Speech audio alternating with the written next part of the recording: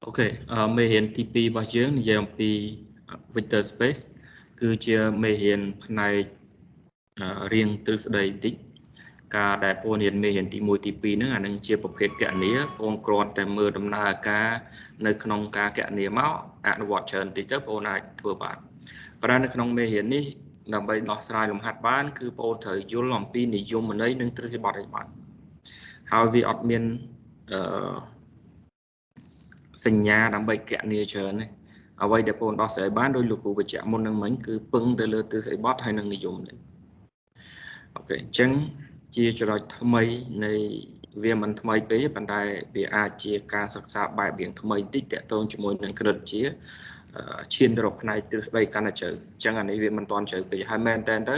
បងប្រើនៅគ្រប់ជំនាញទាំងអស់មុខវិជ្ជានេះនៅពេលដែលបងសិក្សាវិភាគអីមួយដែលចង់យល់នៅពីក្រោយការកណនីគឺយើងប្រើហ្នឹងជាពិសេសបងប្អូនដែលនៅក្រុមយើងតាក់ទងជំនាញ data science ហើយនឹង Zik ក៏ដូចជា ZTF អូខេអញ្ចឹងយើងមើលនិយមន័យទី1បាទមុននឹងចូលនិយមន័យនេះគឺយើងមាននិមិត្តសញ្ញាមួយចំនួនដូចមេរៀនមុនដែរពេលដែលបងប្អូនឃើញអក្សរ K នេះមានន័យថាវាគ្រាន់តែជាចំនួនថេរវាអាចជាចំនួនពិតឬក៏ជាចំនួន complex អូខេអញ្ចឹងនិយមន័យទី1គឺនិយាយអំពីនិយមន័យ vector space នេះតើស្អីគេជា vector space ទី1បងប្អូនត្រូវមាន v គឺជាសំណុំមិនទទេបើ set បូកប្រែសំណុំ mt បូកប្រែទទេដល់ពេល non mt គឺមិនទទេអញ្ចឹង v គឺជាសំណុំមិនទទេបងត្រូវមានសំណុំបន្ទាប់មកយើងត្រូវមានប្រមាណវិធីអញ្ចឹងប្រមាណវិធីនៅពេលនេះវាមាន2យើងតាំងដោយប្រមាណវិធីបូកយើងហៅបូកអានេះហើយអានេះប្រមាណវិធី scalar បន្ទាប់មកយើងមានសំណុំ k មួយទៀតដែលជាចំនួនថេរអញ្ចឹងអាគូទាំង4ធាតុហ្នឹងសំណុំ v ប្រមាណវិធីបូកប្រមាណវិធី scalar ហើយនឹង k នេះគេថាវាជា vector space លុះត្រាតែវាផ្ទៀងផ្ទាត់ទាំង10លក្ខខណ្ឌលក្ខខណ្ឌទី1គឺពេលដែលបងយកបាទមុននឹងនិយាយអំពីលក្ខខណ្ឌទាំង10នេះអ្វីដែលជាចំណុចសំខាន់ដំបូងបងត្រូវមើលនេះថាតើធាតុ UVW នឹងយកចេញពីណាហើយក៏ដូចគ្នា lambda alpha នឹងយកចេញពីណាហើយបន្ទាប់មកទៀតបានបងត្រូវមើលអំពីប្រមាណវិធីតើប្រមាណវិធីនឹងជាប្រមាណវិធីបូកឬក៏ជាប្រមាណវិធី scalar អាចុចគុណនឹងយើងហៅ scalar បើសិនជាប្រមាណវិធីទាំង10នឹងវាផ្ទៀងផ្ទាត់ទាំងអស់បានយើងឲ្យឈ្មោះ v ថាវាជា vector space បើមានលក្ខខណ្ឌណាមួយមិនផ្ទៀងផ្ទាត់ក្នុងចំណោមទាំង10ហ្នឹងយើងថាវាមិនមែនជា vector space អូខេដូច្នេះผมមើលវារៀងអរូបីបន្តិចដោយសារ v យើងអត់ដឹងថាសំណុំវារៀងមិន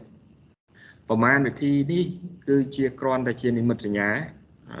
ប្រហែលជាយើងពិបាកយល់នៃទីសម្រាប់គ្នាយើងហៅវាបូកប៉ុន្តែជួនកាលអានេះវាមិនមែនលេខធម្មតាវាជាអក្សរឬក៏វាជាសំណុំនៃធាតុអីផ្សេងទៀតអញ្ចឹងសួរថាបូកនេះគឺបូកបែបម៉េចតើវាបូកដូចលេខយើងធម្មតាពេលខ្លះវាដូចបូកដូចលេខយើងធម្មតាពេលខ្លះវាខុសអញ្ចឹងបងត្រូវមើលទៅតាមសមត្ថកម្មឬក៏ណែនាំអំពីប្រមាណវិធីអត់ទេនៅក្នុងការសិក្សាឧទាហរណ៍លោកគ្រូនឹងលើកឧទាហរណ៍មកបញ្ជាក់ពីនេះថាតើប្រមាណវិធីហ្នឹងគឺត្រូវផ្ទៀងផ្ទាត់ហើយនឹងធ្វើប្រមាណវិធីបែបម៉េចប៉ុន្តែមុននឹងចូលដល់អាហ្នឹងគឺយើងនិយាយអំពីអា vector space សំខាន់ដែលយើងអនុវត្តនៅក្នុងការគណនាកន្លងមកដែលយើងប្រើអត់ដឹងខ្លួនហ្នឹងដូចជាបូក vector អូអីហ្នឹងយើងមើលដូចខាងក្រោមនៅពេលនេះយើងនិយាយអំពី v ស្មើ rn បាទនេះ v របស់យើងrn របស់យើង v នេះអញ្ចឹងកាលណា v ស្មើ rn ធាតុរបស់ v ត្រូវមានរាងបែបនេះបងតាំង x y ក៏បានឬក៏បងប្អូនចង់សរសេរវាពេញ x យើងគឺ x1 រហូតដល់ xn y គឺ y1 រហូតដល់ yn alpha ជាចំនួនថេរអញ្ចឹងគេកំណត់ប្រមាណវិធីបូកហើយនឹង scalar នៅលើនឹងដោយលោកគ្រូបញ្ជាក់មិញបងត្រូវមើល x y យកចេញពីណា x y យកចេញពី rn អញ្ចឹងគេថាបើ x នឹងបូក y pôn chủ x bên ní y bên ní p để bộ châu kia cứ pôn vô co ở đây để tới kia bộ châu kia bên này thà x muối bộ y muối rồi đó x ăn bộ y ăn đôi kia đại p để pôn vô chủ nguồn thể của mức alpha dương chủ nguồn thể pôn vô một con thiết của bọ x ăn e ăn bên này con chế chẳng pôn thời con là chủ nguồn thể đến châu cục thiệt này chẳng là mà về thi pi này pôn chám chỉ tu tới cái ỏi hai ban kia xua nhưng ta ta nâng về nâng mà đáp đôi mà về thi pi nâng chiều vector space vàในขนมนี้คือหลูได้เอาจำน้องคือ via vector space บานในฐานนั้นเวียเตรียมตัวและคันแจงดอกโอเคโดยสารหลูตอนบานตัวเสียนั้นยังนั้นอุติหอเชียตลายเลยเจาะแล้วติดเตี้ยประได้พอนัดมือหอยจมูกน่ะอุติหอตีปีตีใบสัญจำหลูตัวเสียอุติหอประทานในขนมนิมิตสัญญาอย่างนี้ปนตางเคควายอันกับบ้านหรือก่อนนี้ปนตางนิมิตสัญญาใจกับบ้านบาลูสมบูรณ์เลยอย่างนี้ฉันว่าเวสอย่างจอบที่ควายอันหอยอันนี้ปนอาจจะเคนิมิตสัญญานี้มีในฮาเวเชียสมนมในมาตรีแต่มีชัวเดชให้นั้นอันชัวชออันนี้คือเชื่อสมนมในมาตีแต่เป็นชัวเดชชัวชอโอนตัวเซนจังกับบ้านเซนเจ้าบ้านประตูเมาส์บาทอันนั้นให้เวไปยังถูกต้องใช่อันนั้นให้คือเชื่อเวไปยังถ้าตาเกี่ยกับน็อตประมาณวิธีในเรือเวนึงแบบไม่จังประมาณวิธีวิมินปีนี่แหละประมาณวิธีโบ๊กให้ในสกาเลอะประอาเบนี่คือถือโยเชนวิธีบอกเวประเวเชื่อมาตีจังให้ปานอาเชื่อมาตีเบเชื่อมาตีโดยใช้ประมาณที่ตีมวยกระทาบอลเซเลปอนโยมาที่ปีนึงโบโจกนี้คือ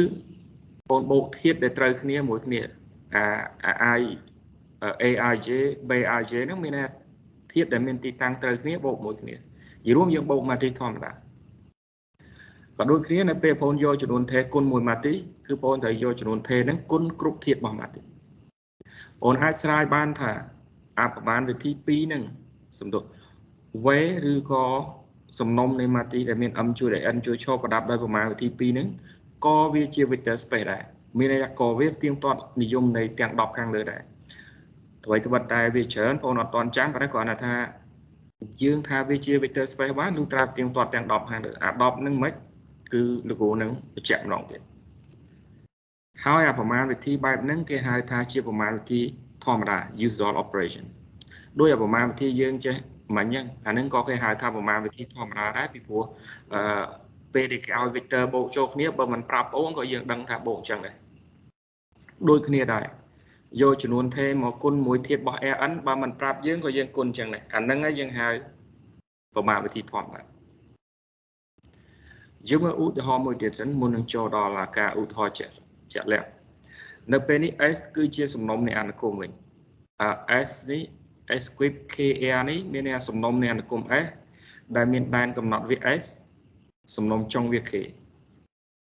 เช่นในเป็นนี้สมนม V นี่วิจิอันนี้ให้ V ไปเยอะเช่นในเป็นนี้ V เชื่อสมนมในอันกลุ่มโอนเคยนี้พลายเตอ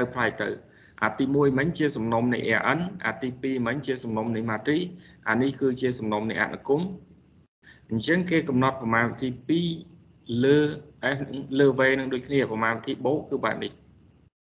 ในเปเดปอนโยอันกุมโบโจกนี้มันได้อัญญัตปนอาจได้อัญญัตมวยโบโจกนี้ในเปปอนโยจำนวนเทกุนจมวยอันกุมหายบันได้อัญญัตปนเตียนจำนวนเทนึงใจปนอาจรายบันท่าประมาณวันที่ปีนึงก็เวเชียวิเตอร์สเปได้หายก็เวเชียประมาณวันที่ทอมได้โอเคบางมุนหนึ่งโจดอลข้างโขมนี่หรือกูสังขารบันนี้เตอสายอุทธรณ์เจ็บแหละไปเจอมุ้ยก็เอาแต่เซเฉินไป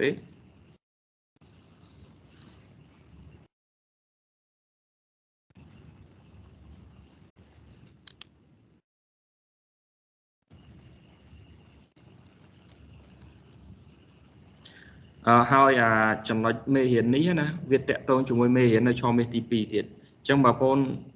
ọt vô cái nào mùi nu chia về sách cái nào ọt vô là khang đam nắngคือhiện bà bạn đang tam coi coi thì bây giờ với chơi thật chia diêm vô pi à tập bồn thế ជាយាមយល់ហ្នឹងទីមួយព្យាយាមស្ដាប់លោកគ្រូសកត់ន័យហ្នឹងហើយបើសិនជាអត់ទាន់យល់ច្បាស់គឺត្រូវមើលបន្ថែមវីដេអូ record យើងឡើងវិញហ្នឹងអូខេអានេះជាឧទាហរណ៍ទី1ដែលយើងនឹងស្រាយថាវាជា vector space មានវាផ្ទៀងផ្ទាត់ទាំង10លក្ខខណ្ឌក៏ដូចគ្នាដើម្បីសម្រួលឲ្យបងប្អូនចាំអានេះលោកគ្រូយក10លក្ខខណ្ឌហ្នឹងមកដាក់បាទលោកគ្រូ copy តែត្រឹមនេះបានហើយ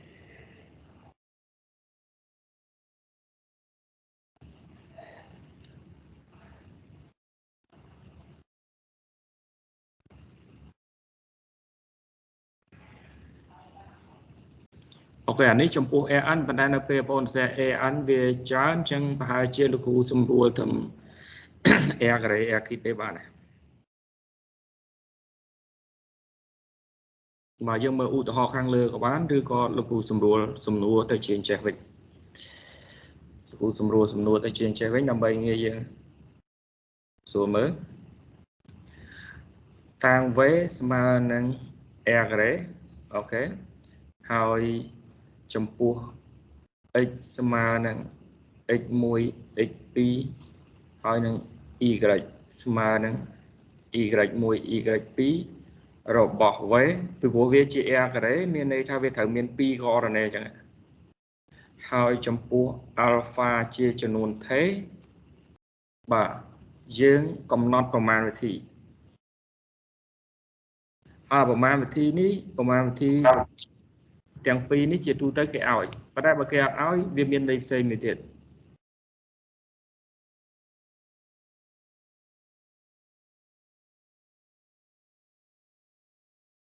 on r ការ៉េ by នៅពេលដែលបងយក x បូកជាមួយ y ឬក៏បងប្អូនសរសេរពេញក៏បាន x បើយើង x1 x2 បូក y1 y2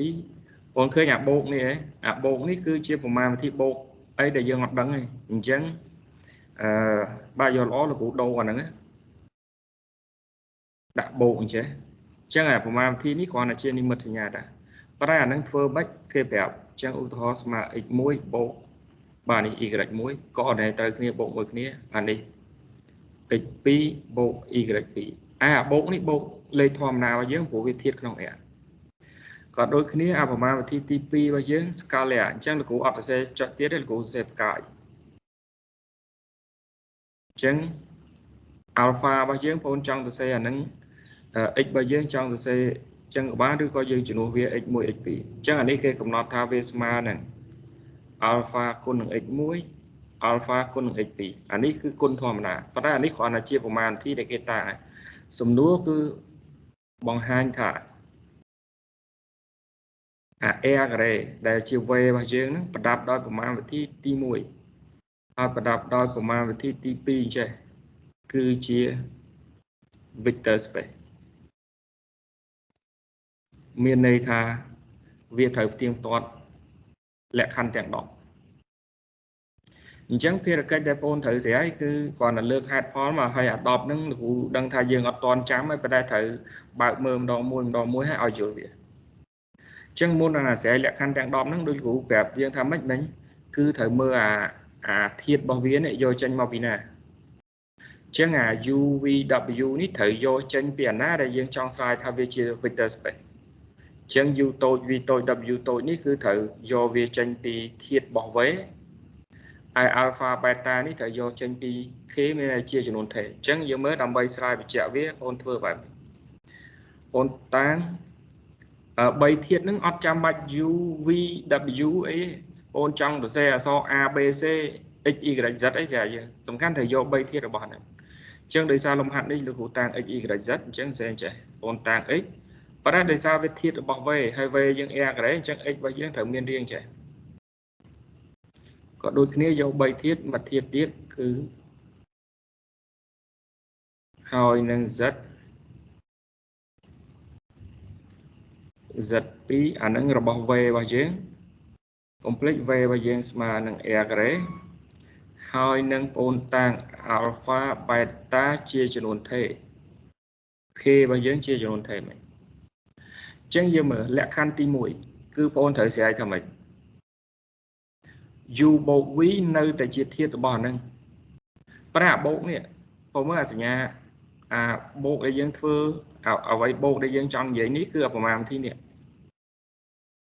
chứ anh ấy như mất nhà của vậy của viên mấy có bán ấy bàn tay đây ra tam để dùng mình đấy cứ dương ở toàn đăng thái từ xe lịch bộ thôi có đôi khi nàyประมาณ ที่ scale นี้คือเนี่ยคือประมาณ ที่ lại เนี่ย chứ làประมาณ ที่ nước aiจะ so ấy các bạn này có đấy bao trường ประมาณ ที่ tí môi bao trườngคือcáiคือเนี่ย hay ประมาณ ที่ tí pi bao trườngคือเนี่ย โดยใช้คนแต่เมื่อถัดตานั้นวิธีประมาณ ที่ bệnh บางมุนนึงปัตตอแล้วกูไปจับดอกติดประมาณ ที่ tí môi เนี่ย bộ mũเนี่ยวิธีล้างระเวียงเทียดระบอกเวนั่งเทียดระบอกเวผมว่า x y ก็จะเทียดบอกเวแต่ดอกเปประมาณที่ที่ปีเนี่ยสกาเลเนี่ยวิธีล้างระเวียงเทียดมวยระบอกเวเทียดมวยระบอกเวเทียดมวยเทียดระบอกเคเมื่อเนี่ยมวยเชียเทียดบอกเวกเตอร์มวยเทียดเชียจำนวนเท่อัลฟานั่งเชียจำนวนเท่จังลองเทียดจำนวนที่มวยคือยังบังหันท่าu bộ vi nơi tại chia thiết ở bảo vị chẳng u bộ u vi tối ní cứ chia bảo ở đây để dân trong slide tha về chia vector space chẳng bảo dưỡng cứ x bộ mù mùi y của thiết bảo vệ và trường e đấy ôn vô pi thiết nào vậy chẳng bà ta mà vậy đẹp ôn x dương x mùi x pi anh ấy còn là trên mật nhá y mùi y pi con taประมาณ về thi nó về tranh mấy dương thử mơ ở vậy thì cái áo chỉ tu tới cái áo ấy là pi nâng vơ mày chẳng như thà bảo sen nepal cho anh đi từ vơ mà thì chẳng ạ cho mùi anh đi cứ về mà cho mùi nắng còn này thì mùi bộ còn này thì muối còn này thì pi bộ còn này thì pi bắt đầu sầm núa cứ thay dương trong ba này cái dương thử một hai thằng nâng chia bỏ e cái đấy bỏ về mà e cái đấy nè người dùng mình đây là bỏ e cái đấy lúc ra thì mình Lutra là về miền pi co rồi này chẳng phong khởi nhà này co này thì mua này co này thì pi từ xe pi co này chẳng chẳng là ngay về chia bỏ vậy đây là cuộc bị chạm đong hoàn đong tiết về và chuyện cự ạc đấy chẳng lẽ khăn tim mỗi tiếng tỏ ok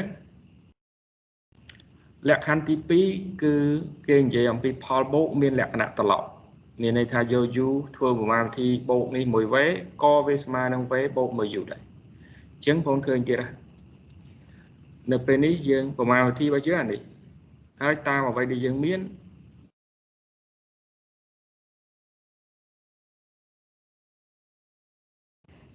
ok con tái giờ mới ta mà vậy để cái áo miên này thả nắng spa x mũi bộ y mũi anh ấy phong mẹ anh ba này dương trong ba ấy từ xe phím ở vậy để kia trong bán cứ hai pho thắt tá ba là nắng thử từ xe bạn mày và mới đây sao mà về thi bộ nè anh ấy bộนี้คือโบทอมนาเลยบางอย่างแต่โบนี้คือจะโบประมาณที่เด็กอ่อยเลยโบทอมนาบางอย่างคือยังอาจจะเซมกคอยใจบ้านแต่มีในโดยปีโบใบก็สมาใบโบปีก็โดยนี้อันนี้พออาจจะเซใจบ้านแต่hai bà phoneจะเซจังอันนั้นviệcการเจนปีสมดุลนี่yมวยyปีโบมูลมวย x มวย x ปีจังbà phone to về cho khóm anh ấy hay cứ y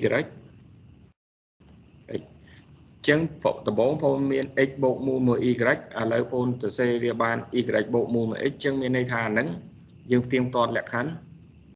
tp thôi thôi đã về chờ tích tai tích tiết phone ở trong bạch sai lùng hạn chân cái trái này phone nâng miền vị trí sai clay chẳng nắng và đào vậy đây là cuộc cục bông ụ thì họ này iPhone vô cho ấy cái chiết thiệt ở bò sòng nòng ná ấy cái chiết của mà thì mùi ná thì mùi được tp ok dương bắt to đó tí bảy cái trong giờ pi Paul bố miền đại cả nạp động miền này thà giờ du bộ vi môn hói bạn bộ mùi w co về mà chụp mùi nắng tục du bộ tà pi trong khỏi chẳng giờ mới cứ dương thừa bạn dương ban bạc ca x y chia bỏ e cái chân lực của bộ ở pi ní muốn hai ban bộ chụp mùi này trong gói dương trong ban viết mà nắng và trong gói dương trong ban check complete dương từ sẽ chân vậy ok chẳng hạt pho pi năng mà đo nắng thơm này ở lấy dương chuyển nuôi mà x bao chiến x mùi x phí bộ mu trái y bao chiến y mùi y phí và giật chiến cứ đôi kia giật mùi giật phí còn tại đây xa bộ ở đây cứ tam cái phép cứ hôn vô coordinate để trời kia bộ chột nghĩa ở đây dương tục trái chúng tôi đi biết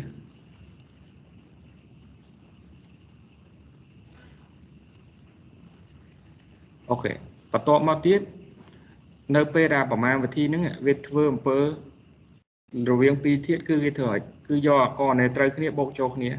chẳng hạnนี้ việcประกอบ chia bàn bà con ai sẽ tăng óc direct tem đó của bạn để ra thiết việc tầm mũi các bất bà sẽ thấy con nằm vùng trọi chế sẵn hai bạn bộ giật mũi hai này cứ xp như này dò thiệt ởนี้hai bạn bộ mở này và trái đòn ấy à mà thì bộ bao giờ nó thòm đá cứ con ai sẽ xem chế vinh bán mình là phong đầu mà pi ní vinh bán đời xa mà thì bộ nó không e dương thòm đá ok đo p phong từ c ban bài ní dương ai bắt đại về tranh vĩnh cứ thà à tặng ó ní a c tịch chia anh ấy mũi x mùi x phí bộ mùi chữ mùi nè y mùi bộ giật mũi ok anh ấy bộ mũi liền p đẹp ôm đặt trên mùi mũi và tọa máu à không này tiếp sau anh ấy tục trái à không này vẫn đặt trên tờ c tây chia y bộ mùi chữ mùi giật ok chẳng và bộ mới anh ấy dân tăng lại x như ấy bộ mù này cái anh ấy cứ y z ok trong hiện thị bay dừng bản tiếng toán tỷ buồn hay những tỷ phèm này cứ chia cho nói đại song khăn chứng kiến là trong ca sọc xạ ở vector vậy tỷ buồn cái trong này dây thaประมาณวิธีโบกนะประมาณวิธีที่มวยนี่เวเมียนเทียดจ่ายสมทบเมียนเทียดเนิร์ดเมียนในทาโอนถ่ายหัวเทียดมวยระบอกไว้ได้กรุ๊ปเทียดระบอกหาเวทมหนึ่งยังโบกจมวยหนึ่งอาเทียดหนึ่งได้จังครุนเวไรจังอาเทียดเนิร์ดได้ยังต่างนึงคือดอยเหล็กโซนดอยนี่มันจะยาโซนเนี่ยปลายเหลืองเวียเจียสไลด์เรียงมัดเวียสไลด์เตลเลยประเภทสมรรถกรรมในอย่างนี้จังสมนุคือสัวถาตาโอนอาจรอกบาเนี่ยถักกรุ๊ปเทียดนากระดอยระบอกเวทเพื่อประมาณที่โบจมวยหรือก็เพื่อประมาณที่ตีมวยระบอกจมวยนั่งเต้เวจังเกตระการเพื่อประมาณที่มวยเกได้จังเกตระยังหาเวทาเทียดเลยบางหลายนี้โดยทราบประมาณที่โบยังทอมนะโอนอาจเป็นนัดเมื่อเนี่ยโดยทราบนั่งแต่เทียดระบอกเวไอเวว่ายังแอกระไรเวทาจังchẳng miền sâu này bỏ ẹc đấy hai bà con trong đã sâu này đào chết của bạn thế đấy tiếng toàn của mớ con vô x bộ mùi cho mùi sâu nữa miền này thả x mùi x phí bộ sồn số hà nắng anh bộ mũ hai bộ nắng bộ mình cái đẹp dưới thay con vô co rồi này trời cái này bộ thòm ra một cái này hai để ra x mùi bộ số mình mà x mùi cái xp bộ số mà xp cái hai anh ứng trong gói tranh x mùi xp với này tranh x chẳng dương ban sai tham mạch việc bất chia miên thiết na mùi chia bỏ về mến đài thua của mà thi bộ cho mùi năng cục thiệt bỏ về tới việc tranh khuôn kể lại hà nó ngay hai thiệt ở trên sâu năng miên riêng mấy ở sai cho nên sầm nồng trong phố mới ở sâu này từ sồn mà giờ này bà con trong từ xe សម្គាល់ច្បាស់គឺអានេះអូខេប្រមាណវិធីទី5គេថាម៉េចប្រមាណវិធីទី5មានន័យថាគ្រប់ធាតុរបស់ V ត្រូវតែមានចម្រាស់ចំពោះប្រមាណវិធីបូកបើមានធាតុរបស់ V ទូទៅធាតុច្រាស់របស់វាយើងគ្រាន់តែតាំងដោយសញ្ញាដកពីមុខប៉ុន្តែដើម្បីថាវាពិតជាធាតុច្រាស់មែនលុះត្រាតែវាធ្វើប្រមាណវិធីទី1នេះមួយគ្នាទៅវាចេញធាតុនៅបាទ0នេះគឺនៅតែ0ខាងលើត្រែដោយអានេះគឺ0បានមកពីកន្លែងនេះហើយបងប្អូនមើលប្រមាណវិធីនេះក៏វារៀងធម្មតាសិនដែរអញ្ចឹងបងប្អូននឹងឃើញថាចេះចំពោះ x ដែលមានកននៃ x1 x2 របស់ v ដែលជា r ការ៉េទូទៅហ្នឹងមានដក x ប៉ុន្តែដក x របស់យើងគឺដក x1 ដក x2 របស់ r ការ៉េដែលបងអាច check បានថានៅពេលបងយក x ធ្វើប្រមាណវិធីនឹងមួយដក x វាមិនទៅជា x1 x2 ធ្វើប្រមាណវិធីនេះជាមួយអានេះហើយអាហ្នឹងគេប្រាប់ថាវាបូកធម្មតាมันយក x1 ដក x1 ក៏ដែលត្រូវគ្នាធ្វើប្រមាណវិធីមួយគ្នាអញ្ចឹងវាមិនចេញ00ហើយនេះពិតជា00យើងគឺស្មើ0អញ្ចឹងសរុបមកគ្រប់ធាតុរបស់ V គឺវាមានចម្រាស់អូខេមានន័យថាតើបងអាចរកធាតុណារបស់ V នឹងដែរដែលធ្វើប្រមាណវិធីនឹងជាមួយនឹងធាតុនឹងចេញធាតុនៅដល់អញ្ចឹងប្រមាណធាតុដែលយើងរកបានគឺអូខេប្រមាណវិធីទី6ទៀតសិនប្រមាណវិធីទី6នេះគឺជាចំណុចថ្មីមួយទៀតគឺដែលបងត្រូវចាប់អារម្មណ៍យើងមើលបើបងពិនិត្យមើលប្រមាណវិធីទី1ដល់ទី5គឺគ្រាន់តែជាប្រមាណវិធីផ្ដោតសំខាន់ទៅលើប្រមាណចាំពងព្រៀនបងចាំ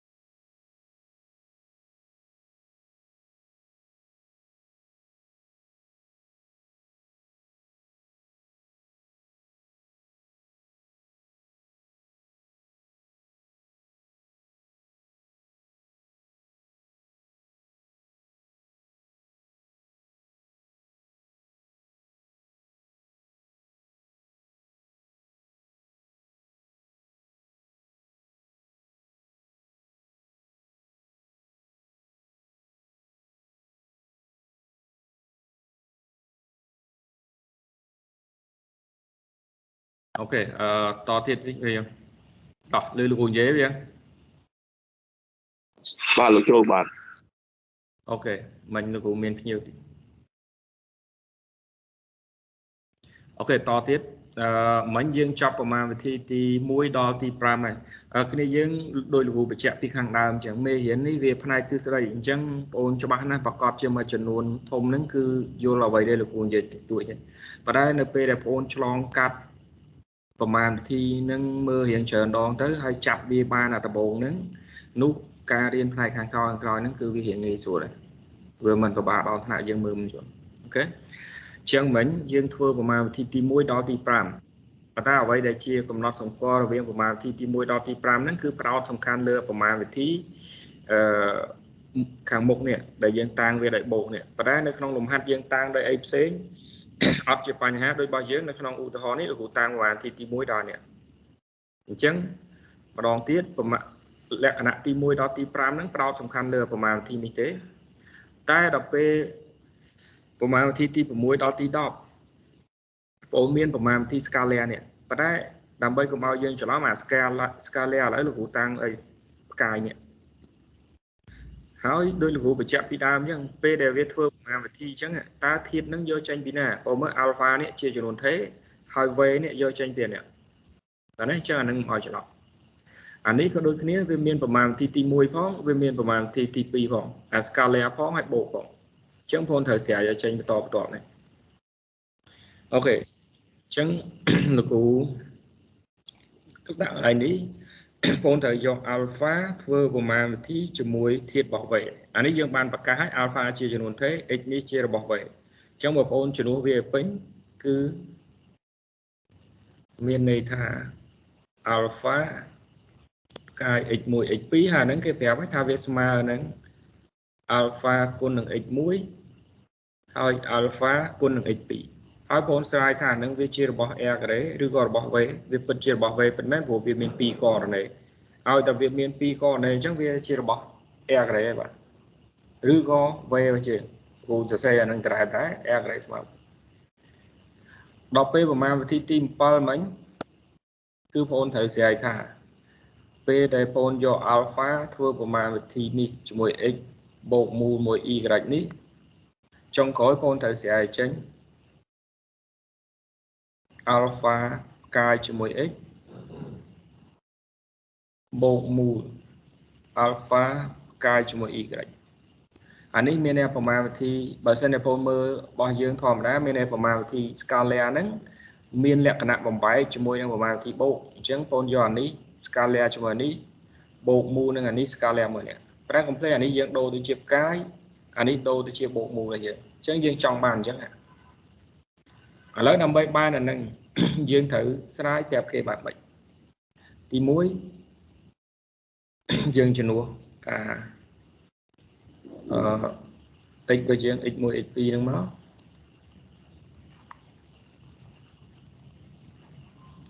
ហើយនៅពេលដែលបងបូកអាហ្នឹងយើងបូកកណែត្រូវគ្នាជាមួយគ្នា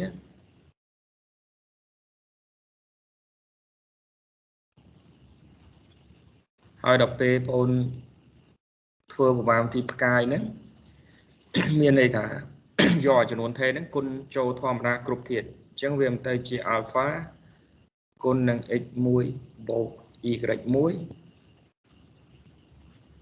x2 បូក y2 ហើយដោយសារអាប្រមាណវិធីបូក scala ឲ្យបូកនេះធម្មតាគឺបងអាចគុណពលាតដូចលេខយើងធម្មតាដែរ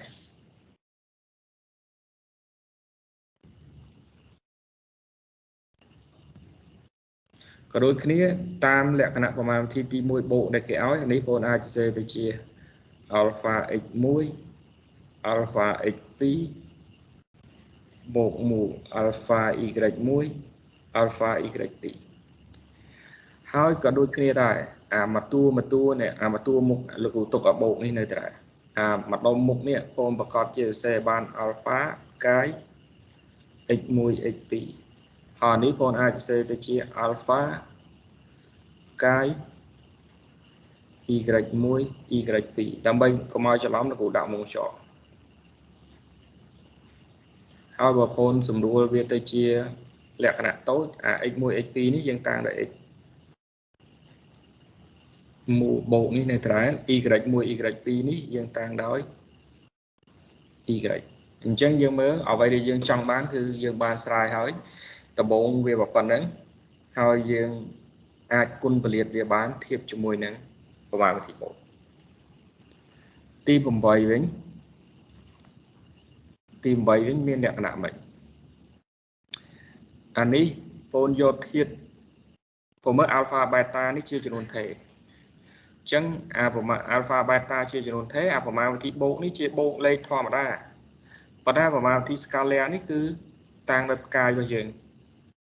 ញ្ចឹងបងត្រូវបង្ហាញថានេះវាមានលក្ខណៈបំបែកវិញដែរមានអាចថាគុណធាតុនីមួយៗបាទអូខេគោលដៅយើងទៅស្រាយបែបនេះ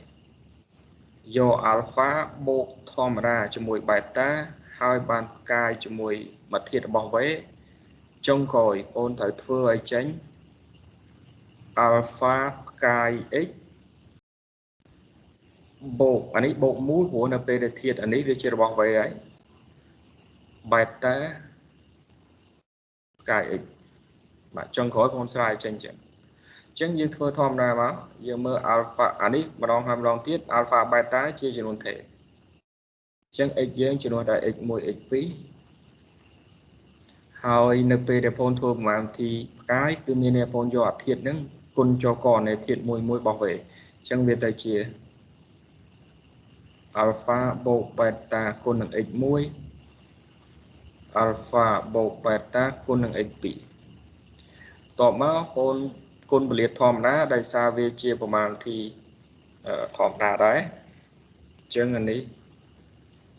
អានេះ alpha បាទនេះ x1 ឯង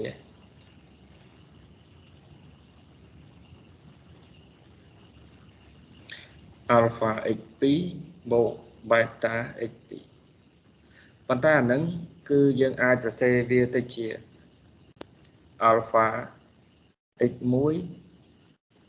alpha x2 បូកមូលជាមួយនឹង beta x2 បើមែនតើបងត្រូវទាញមកបន្តទៀតលោកគ្រូសេតនេះតែម្ដងបងទាញ beta ចេញបងទាញ alpha ចេញមកហើយបន្តមកទៀតអា x1 x2 ហ្នឹងពោលតាមវាដែរ x អញ្ចឹងលោកគ្រូមកឡងមកបន្តហ្នឹងគឺសរសេរអានេះមកអូខេលក្ខខណ្ឌទី8សំណួរទី9គឺបងយកប្រមាណវិធី alpha គុណ beta អញ្ចឹងកាលណាធាតុនេះជាចំនួនថេរប្រមាណវិធីគុណនេះគុណធម្មតាប៉ុន្តែប្រមាណវិធីនេះប្រមាណវិធី scalar អញ្ចឹងបងត្រូវបង្ហាញថាវាមានប្រមាណអានេះគឺ scalar ដែរយើងភ្លេចចុចអូខេទី9គឺបងយក alpha គុណនឹង beta ហើយបានផ្កាយធាតុរបស់ x ចុងក្រោយយើងចង់បានវាឲ្យស្មើនឹង alpha ផ្កាយ beta ផ្កាយ x អញ្ចឹងអានេះយើងជំនួស x របស់យើងដោយ x1 x2 យើងគុណចូលធម្មតាវាមិនទៅជា alpha beta x1 beta x2 ដោយសារ alpha ជាចំនួនថេរបងអាចទាញវាចេញក្រៅដាក់ beta x1 beta x2 ហើយបងទាញ beta ចេញក្រៅមួយទៀតបងអាចទទួលបានបែបនេះឬក៏បើយើងចង់សរសេរបន្តមានន័យអញ្ចឹង alpha ផ្កាយហើយអាម្ដុំក្នុងហ្នឹងបងអាចសេ beta ផ្កាយ x1 x2 ហើយបន្តមកយើងជំនួសអា x1 x2 ដល់ x ចឹងយើងបានក្រុមនេះតែម្ដងដល់ពេលលក្ខខណ្ឌទី10យើងអត់ចាំបាច់មើលគឺបងត្រូវមាន1នេះជាចំនួនថេរនោះបងនឹងស្រាយថា1ផ្កាយជាមួយ x ហ្នឹងវានៅចេញ x ដែរអញ្ចឹងនៅពេលនេះ1ផ្កាយមួយ x មានតែ1ធ្វើប្រមាណវិធីផ្កាយ x1 x2 ហើយយើងគុណចូលធម្មតាវា1គុណនឹង x1 វាមិនចេញ x1 ដែរ1គុណ x2 ចេញ x2 ដែរអញ្ចឹងអានេះគឺស្មើ x បាទប្រមាណវិធីទី10របស់យើងមិញគឺបែបហ្នឹងកន្លែងនេះ1ធ្វើប្រមាណវិធី scalar ជាមួយ v ធ្វើមកឲ្យចេញ v ដែរ chân bao dương mùi bao dương chia cho nôn thê đổi lệ thòm đá x bao dương cứ x mùi x phí tamประมาณที่ได้แก่เอาแบบถ้าคุณโจทอมนะจังสรุปมาและขั้นแต่ดอกนั่นคือเพียงตัว normal vector space เอาไว้ได้ยังสไลด์พอเคยจะเห็นไว้ติประเด็นกูได้เลยกูจังเอายังเคยคือตีมวยนิยมมันในเวทเพียงตัวแต่งออกตีปีคือผมก่อนในปรองประหยัดได้เลยกูไปแจมดองให้มันดองเทียท่าตาเทียดได้เกยโยมาเธอเนี่ยเทียดหน้าเจียเทียดบอกไว้เทียดหน้าเจียจำนวนเทตีปีตาประมาณวิธีเด็กเกตเซนั่นแหละตาเชียประมาณวิธีตีมวยหรือคอเชียประมาณวิธีตีปีđó này anh cứ thấy chặt ở trên việc phía ở trên mưa từ lừa thiệt đến khi do tranh bị đá vào màn thì ấy phần này nơi pe đã phun thua lùng hát rư có mưa sầm mặt cam đây lùng hát thời sừng cót đây anh đang muốn cái vào màn thì mùi ná thiệt do tranh bị sầm nồng này tọ môn năng lực của cho đó cho mời cái top men sầm nuôi mà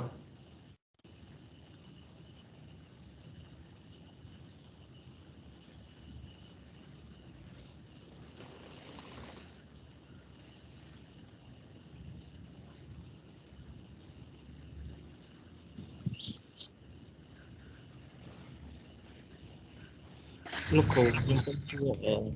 vậy tàu ba mà vậy nhưng vô thiết mũi na là bao vậy thông của bạn này mày lúc khổ đón tiếp đi cái lại vậy tàu rất là khổ cái đi uống cho ok anh ọtสำคัญเนี่ยในเวียมีในทางเอาแต่โยเทียบออกเวโอนตังเดอซอไอกับบ้านนะโยเวกับบ้านโยไอกับบ้านโยดุบตัวเวกับบ้าน bạn là của bạn học cònต่อtiếp bạn mơ năng là vô sẽ hay chan được tòn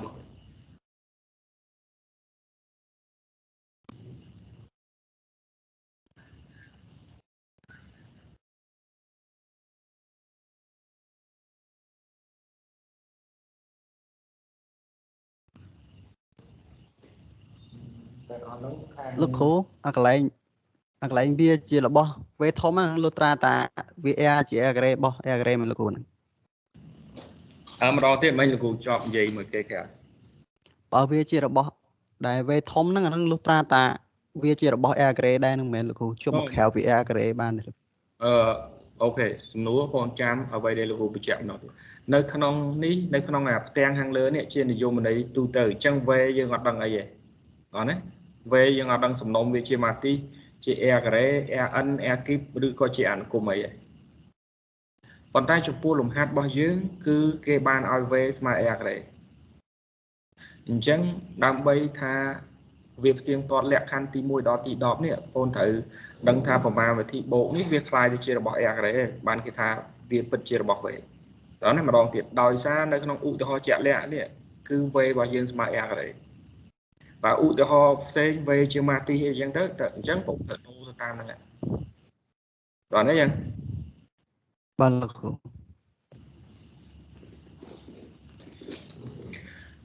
okต่อយើងធ្វើដូចគ្នា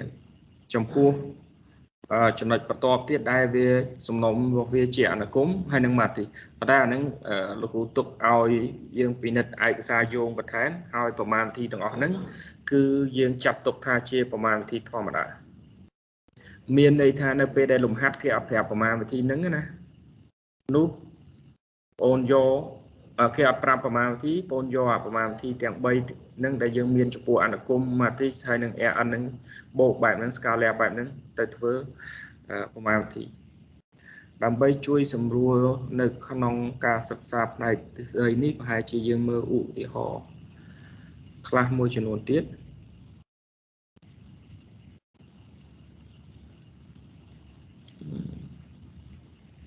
បាននេះតារៀងយូរតិច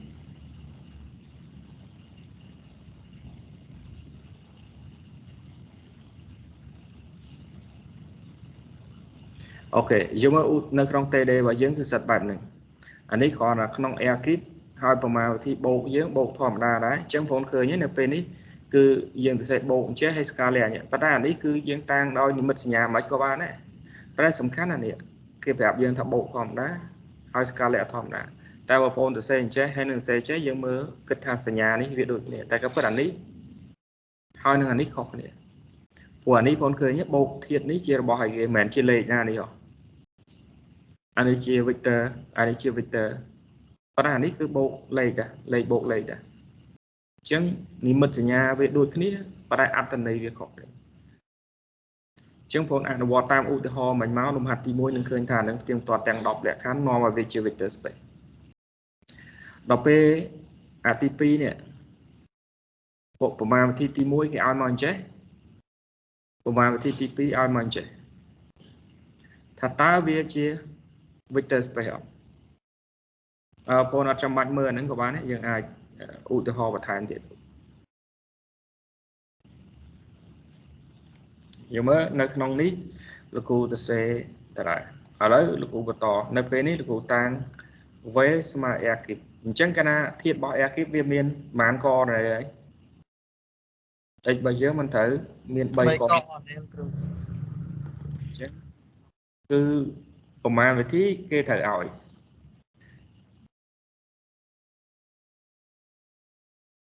បាទរបស់ r kip ដែលយើងថា v ហ្នឹងហើយនឹង alpha ជាចំនួនថេយើងកំណត់ប្រមាណវិធី we define ប្រមាណវិធី operation នៅលើ v ហ្នឹងដោយទី1បងនិយាយអំពីប្រមាណវិធីធាតុនៅក្នុង v អញ្ចឹងអានេះប្រមាណវិធីនេះស្រេចតែគេធ្វើឲ្យឧទាហរណ៍ថាឥឡូវលោកគ្រូតាំងប្រមាណវិធីនេះដោយអញ្ចឹងហើយ x របស់យើងមានន័យថា3ប្រមាណវិធីហ្នឹងអញ្ចឹងអាប្រមាណវិធីហ្នឹងវាគណនាមិនគេត្រូវប្រាប់យើងអញ្ចឹងយើងប្រាប់ថាវាស្មើនឹង x1 បូកអានេះគឺបូកធម្មតា x2 បូក y2 3x3 បូក y3 អញ្ចឹងគ្នាយើងកុំឲ្យច្រឡំចាំនេះមកចេញ 3x3 មកបូកវិញអានឹងគឺជាសមត្ថកម្មដែលគេប្រាប់យើងគឺគេធ្វើម៉េចលទ្ធផលបងអូនចេញបានត្រូវមើលអ្វីដែលជាការណែនាំมันខុសអីពីអញ្ចឹងលោកគ្រូភ្លេចបញ្ជាក់នឹងខាងដើមបងអាចឆ្លើយលោកគ្រូថា1ធ្វើប្រមាណវិធីបូកមួយអានេះចេញបានដែរ1បូក2បើសិនជាយើងអត់មានសមត្ថកម្មអីគ្រប់គ្រាន់យើងថាវាជាប្រមាណវិធីបូកធម្មតាចេញ3តែបើសិនជាលោកគ្រូប្រាប់ថាអូអានេះដូរទៅជាប្រមាណវិធីចេះអញ្ចឹងបងត្រូវសួរថាប្រមាណវិធីហ្នឹងគេធ្វើម៉េចអញ្ចឹងឧទាហរណ៍ថាលោកគ្រូថា1ធ្វើប្រមាណវិធីមួយអាហ្នឹងចេញឧទាហរណ៍ចេញ2អញ្ចឹងដល់ពេលសំណួរលោកគ្រូសួរ3ធ្វើប្រមាណវិធីហ្នឹងជាមួយឧទាហរណ៍ជាមួយ10ចេញបានអានេះគឺជាសមត្ថកម្មអញ្ចឹងបងសង្កេតឃើញថាម៉េចពេលដែលធ្វើប្រមាណវិធីនេះវាសមត្ថកម្មហាក់បីដូចជាគ្រប់គ្រាន់ឬក៏លោកគ្រូអាចទៅសេអញ្ចេះមកតង់ទៀតបើសិនជាអានេះធ្វើមួយប្រមាណវិធីមួយនេះវាចេញ2សេគុណ1មានន័យថាយកអាខាងមុខដាក់ស្វ័យគុណនេះបើអាយមិនអានថាជួយទៅកុំដាក់គោបើអានេះបើ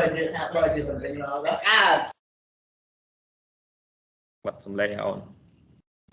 អូខេនៅពេលដែលអានេះធ្វើប្រមាណវិធីអញ្ចឹងបើសិនជាលើនេះជាសមត្ថកម្មមានន័យថាវាយកលេខ1ខាងមុខនេះមកដាក់ស្វ័យគុណនេះអញ្ចឹងអានេះអ្វីដែលបងទាយវាប្រកបជាស្មើលេខប៉ុន្មានគឺបងត្រូវធ្វើប្រមាណវិធីអញ្ចឹងសិនហើយបងកណនីវាមកចេញលេខប៉ុន្មានអាហ្នឹងវាអាស្រ័យទៅលើសមត្ថកម្មឬក៏ប្រមាណវិធីដែលគេឲ្យមកអញ្ចឹងហើយបានជាដំបូងលោកគ្រូមិនសូវសរសេរប្រមាណសរសេរទៅទេចេះកាលណាបូកទៅទេចេះបងច្រឡំជាមួយប្រមាណវិធីបូកធម្មតានាំឲ្យចម្លើយយើងថាវា3អីចឹងទៅដូចអានេះបើថាធម្មតាវាចេញ13ចឹងអញ្ចឹងសរុបមកម្ដងទៀតប្រមាណវិធីនឹងធ្វើបែបម៉េចអាស្រ័យលើសមត្ថកម្មគេឲ្យហើយបើសិននៅក្នុងលំហាត់ខ្លះយើងអត់ទាន់ច្បាស់ពីប្រមាណវិធីប្រកាសជាយើងច្រឡំឧទាហរណ៍ដដែលបើសិននេះលោកគ្រូសេ1បូក2បើសិននេះលោកគ្រូប្រាប់យើងថាស្មើ5អញ្ ចឹង បើសិនជាលោកគ្រូសេ2បូក7វិញអានឹងទៅជាប្រមាណចឹងយើងមើលអាបូកនេះមិនមែនបូកយើងធម្មតាបើបូកធម្មតាវាចេញ3ដូច្នេះអ្វីដែលលោកគ្រូឧទាហរណ៍ចង់ប្រាប់យើងថាអាចម្លើយនេះស្មើប៉ុន្មានត្រូវមើលសមត្ថកម្មដែលជាប្រមាណទីរបស់យើងមើលกระดาษអង្គុយលេងសិនលោកគ្រូខ្ញុំបរៀនតិចกระดาษដូចជានៅសុខិលោកគ្រូអង្គុយលេងតិចក៏ចាំអាសាំទី2ជប់អានលោកគ្រូខ្ញុំបិទតិចអានរួចទេក៏ចាំអាសាំទី2គឺកុំនេះឈឺណតែចាំលោកគ្រូម្លេះវិញ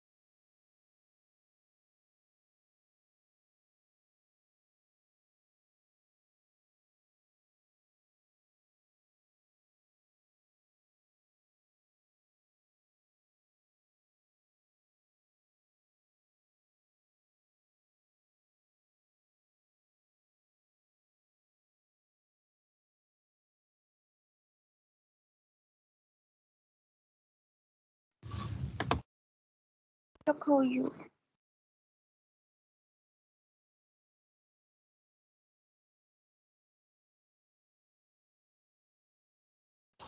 លោកគ្រូចាប់បិទម៉ូតហើយលោកគ្រូខ្ញុំអត់លឺលោក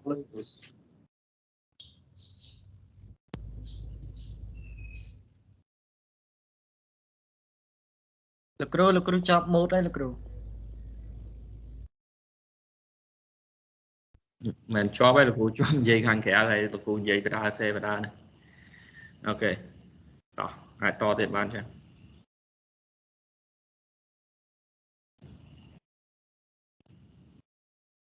អូខេជឿមើលឧទាហរណ៍បន្ទាប់ប្រមាណវិធីដោយដែលលោកគ្រូបញ្ជាក់ឲ្យផងឃើញទេប្រមាណវិធីគេធ្វើដោយនិមិត្តសញ្ញាក៏បានដែរប៉ុន្តែវាត្រូវប្រកាន់លំដាប់មុខនេះគេហៅប្រមាណវិធីទី1អានេះប្រមាណវិធីទី2អញ្ចឹងសំណួរនៅពេលដែលប្រមាណវិធីទាំងពីរនេះគេឲ្យអញ្ចឹងថាតើវាជា vector space អត់ណានៅពេលនេះវាអាចប្រមាណវិធី vector space សត្វប្រមាណវិធី2អាចជា vector space ឬក៏មិនមែនវាអាស្រ័យទៅលើថាតើវាផ្ទៀងផ្ទាត់លក្ខខណ្ឌទាំង10ឬក៏មានលក្ខខណ្ឌណាមួយអត់ផ្ទៀងផ្ទាត់បើមានលក្ខខណ្ឌណាមួយអត់ផ្ទៀងផ្ទាត់គឺមិនមែនជា vector space ហើយចំណុចមួយទៀតបងត្រូវចំណាំដែរបើសិនជាប្រមាណវិធីនឹងជាប្រមាណវិធីធម្មតាបើសិនជាប្រមាណវិធីនឹងជាប្រមាណវិធីធម្មតាឧទាហរណ៍នេះបើប្រមាណវិធីធម្មតាមានអ្នកកនេះត្រូវគ្នាបូកមួយគ្នាប៉ុន្តែចែកដល់នេះបងមើលនេះវាមានលេខ3ពីមុខអញ្ចឹងយើងសង្ស័យថាវាមិនផ្ទៀងផ្ទាត់លក្ខខណ្ឌណាមួយដូច្នេះ ភារកិច្ចបងប្អូនត្រូវពិនិត្យមើលថាតើបើវាពិតជាមិនមែន vector space លក្ខខណ្ឌមួយណាអត់ផ្ទៀងទាត់អូខេហើយនៅក្នុងការពិនិត្យលក្ខខណ្ឌណាមួយអត់ផ្ទៀងទាត់នេះប្រហែលជាបងប្អូនត្រូវឆ្លងកាត់ការដោះស្រាយលំហាត់រៀងច្រើនតិចដើម្បីឲ្យពិនិត្យមើលទៅ reflect ម្ដងថាអូគ្រាន់តែប្រមាណទីអញ្ចឹងប្រហែលជាលក្ខខណ្ឌនេះទី2នេះអត់ផ្ទៀងទាត់បើប្រមាណទីគេឲ្យអញ្ចេះប្រហែលជាលក្ខខណ្ឌទី8អត់ផ្ទៀងទាត់បាទអញ្ចឹងអាហ្នឹងគឺយោងទៅលើបទពិសោធន៍នៃការធ្វើលំហាត់របស់យើងហើយចំណុចមួយទៀតដែលជាចំណុចសំខាន់ដែលបងប្អូនត្រូវចាំដើម្បីបង្ហាញថាលក្ខខណ្ឌណាមួយអត់ផ្ទៀងទាត់គេត្រូវលើកឧទាហរណ៍ជាលេខជាក់លាក់កន្លែងនេះលោកគ្រូត្រូវនិយាយឲ្យច្រើនតិចនៅពេលដែលបងប្អូនបង្ហាញថាលក្ខខណ្ឌណាមួយអត់ផ្ទៀងទាត់គេត្រូវយកលេខជាក់លាក់មកបង្ហាញបានន័យថាវាពិតជាខុសគ្នាមែនអញ្ចឹងយើងមើលចំពោះលក្ខខណ្ឌទី2ដែលលោកគ្រូនឹងបង្ហាញលក្ខខណ្ឌទី2បងប្អូនត្រូវស្រ័យចេះអុយវេជារបស់វេយើងត្រូវស្រ័យថាអានេះនៅក្នុងនិយមន័យវាណាបងប្អូនត្រូវស្រ័យចេញអញ្ចឹងអុយបូកវេស្មើវេបូកអុយប្រាំកុំភ្លេចវេរបស់យើង air kit អញ្ចឹងនៅពេលនេះបើសិនជាលោកគ្រូយកឧទាហរណ៍លោកគ្រូយកអុយឬក៏ x បាទអុយក៏បានដោយសារវេរបស់ air kit លោកគ្រូយកស្មើប៉ុណ្នេះហើយវេឧទាហរណ៍អូខេទាំងអស់ហ្នឹងមិនធៀបរបស់ air kit មានន័យថាធៀបរបស់វេអូនអាចសាកធ្វើប្រមាណវិធីទី1ប្រមាណវិធីទី1របស់យើងនេះបាទនេះនិមិត្តសញ្ញាដែលគេឲ្យអញ្ចឹងយើងជំនួសអុយរបស់យើងមកហើយវេរបស់យើងមកអានឹងចេញមក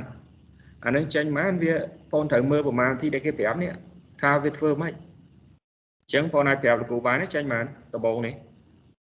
យកកណែទី1បូកកណែទី1អញ្ចឹងចេញ3បកមកទៀត0ទៀត5 5បងមើលនេះ3គុណនឹង x 3បូក y 3មានអ្នក3គុណអានេះសិនហើយបានបូកអានេះចេញមកចេញ7អានេះអញ្ចឹងប្រមាណវិធីចេញលេខប៉ុន្មានត្រូវមើលសមត្ថកម្មដែលគេឲ្យបើគេអត់ឲ្យអានឹងបានបូកធម្មតាតោះនេះកុំឲ្យយកច្រឡំយកអានេះមកបូកអានេះត្រូវមើលលក្ខខណ្ឌប្រមាណវិធីដែលគេឲ្យឥឡូវអុយធ្វើប្រមាណវិធីទី1ហ្នឹងជាមួយវេឃើញទេលោកគ្រូអត់ហៅប្រមាណវិធីបូកទេកាលណាទៅសេបូកតែគ្នាយើងប្រកបជាច្រឡំរហូតថាអាហ្នឹងបូកសោះមិនចេញ1បូក4ទៅជា7ហើយណាវិញដោយសារអាហ្នឹងគ្រាន់តែជានិមិត្តសញ្ញាតាវាធ្វើប្រមាណវិធីមិនត្រូវមើលគេឲ្យចឹងហើយបងប្អូនយល់អានេះនឹងឲ្យច្បាស់ពេលដែលអនុវត្តលំហាត់ខ្លួនឯងអត់សូវច្រឡំទេហើយបើនៅក្នុងមេរៀនដែលលោកគ្រូដាក់បូកដាក់អីហ្នឹងគឺដោយសារសភៅឯកសារយោងជាទូទៅគេសរសេរអញ្ចឹងប្រហែលលោកគ្រូដឹងថាអ្នកដែលរៀនអានឹងដំបូងប្រកបជាយល់ច្រឡំជាមួយប្រមាណវិធីធម្មតាអញ្ចឹងហើយលោកគ្រូចាប់ផ្ដើមដូរតែម្ដងណាឥឡូវយើងមើលវេធ្វើប្រមាណវិធីនឹងជាមួយអុយវិញអញ្ចឹងយើងជំនួសមកវេរបស់យើង2ដក1 4ប្រមាណវិធីនឹងអុយរបស់យើងប៉ុណ្ណេះតោះដំបូងចេញបាន3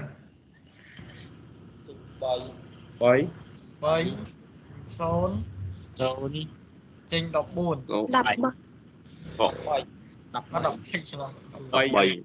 នេះគុណនឹង3 12ថា1ចឹងហើយបងឥឡូវผมឃើញអា2នេះស្មើผมឃើញអា2នេះស្មើគ្នាអត់ស្មើគ្នាអញ្ចឹងបងគ្រាន់តែឆ្លើយថានាំឲ្យអានេះវាខុសពីប្រមាណវិធីមួយនេះ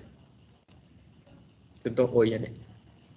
អញ្ចឹងកាលណាមានលក្ខខណ្ឌណាមួយក្នុងចំណោមលក្ខខណ្ឌទាំង10វាអត់ផ្ទៀងទាត់គឺ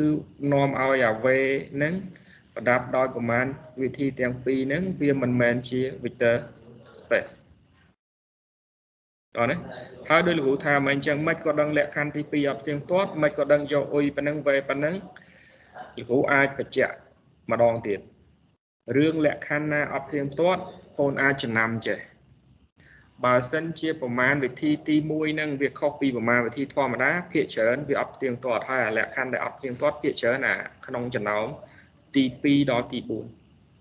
ប្រមាណវិធីទី2ដល់ទី4មានលក្ខខណ្ឌទី2ដល់ទី4មានលក្ខខណ្ឌនេះពីព្រោះអាលក្ខខណ្ឌខាងហ្នឹងវាផ្ដោតសំខាន់លើតែប្រមាណវិធីទី1ឯង បើសិនជាលក្ខខណ្ឌទី6ដល់ទី10ប៉ុន្តែជាទូទៅសភៅខ្លះអានេះគឺអត់សរសេរអាទី1និងទី6អត់សរសេរបើលក្ខខណ្ឌដែលគេឲ្យចំពោះប្រមាណវិធី Scala នេះខុសពីលក្ខខណ្ឌធម្មតាអញ្ចឹងអាចំណុចដែលអត់ផ្ទៀងទាត់គឺភាគច្រើនស្ថិតនៅក្នុងចំណោមទី7ដល់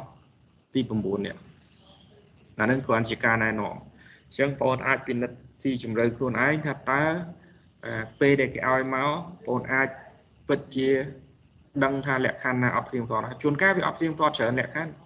ប៉ុន្តែដើម្បីថាវាមិនមែនជា vector space បងមិនមែនត្រូវបង្ហាញថាអត់ផ្ទៀងទាត់លក្ខខណ្ឌទាំងអស់ណាមានលក្ខខណ្ឌណាមួយក្នុងចំណោមលក្ខខណ្ឌទាំង10នឹងអត់ផ្ទៀងទាត់គឺមិនមែនជា vector space ចំណុចទី2ដែលជាចំណុចសំខាន់ដែលលោកគ្រូបញ្ជាក់មិញដែរគឺថាពេលដែលបងចង់បង្ហាញថាលក្ខខណ្ឌណាមួយក្នុងចំណោមលក្ខខណ្ឌទាំង10នឹងអត់ផ្ទៀងទាត់ត្រូវលើកឧទាហរណ៍ជាតម្លៃលេខបើមើលអានេះយើងយកលេខជាក់លាក់អញ្ចឹងបើសិនជាយើងអត់ដាក់លេខជាក់លាក់អញ្ចឹងទេមើលមិនដឹងថានេះហើយនឹងអានេះខុសគ្នាសំណួរប្រកបជាមានទៀតថាចុះបើលើកឧទាហរណ៍លេខជាក់លាក់ទៅវាស្មើគ្នាពេលដែលឧទាហរណ៍ជាលេខជាក់លាក់ទៅវាស្មើគ្នាយើងអត់យកជាការទេមានន័យថាយើងត្រូវរកលេខជាក់លាក់ផ្សេងដើម្បីដាក់ឲ្យប្រមាណវិធីវាទៅគឺវាខុសគ្នាអូខេអានឹងត្រូវចាំតោះមានជាសំណួរអីមុននឹងគ្រូចូលដល់ចំណុចផ្សេង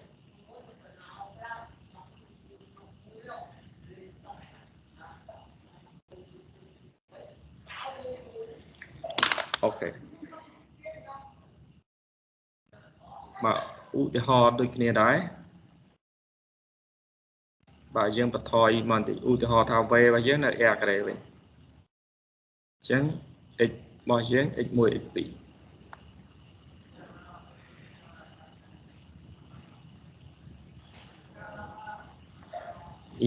y1 y2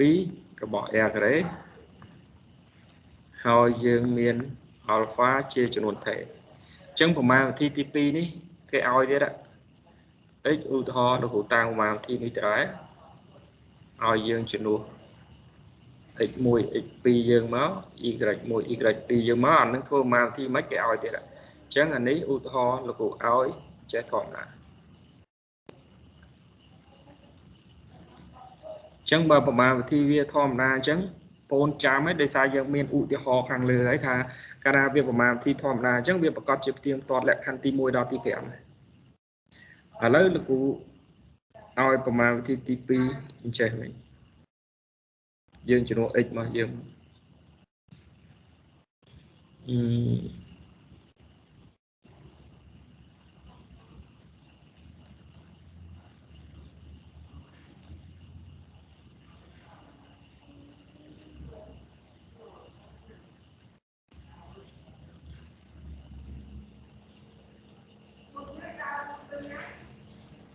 បាទនេះលោកគ្រូគិតតិចសិន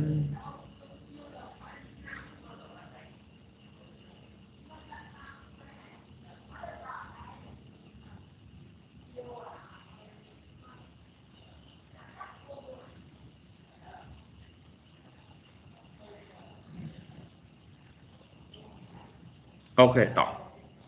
អញ្ចឹងប្រមាណវិធីគេឲ្យអញ្ចឹងសំណួរគឺថាតើអាវេនឹងប្រដាប់ដោយប្រមាណវិធីទាំងពីរនឹងតើវាជា vector space អត់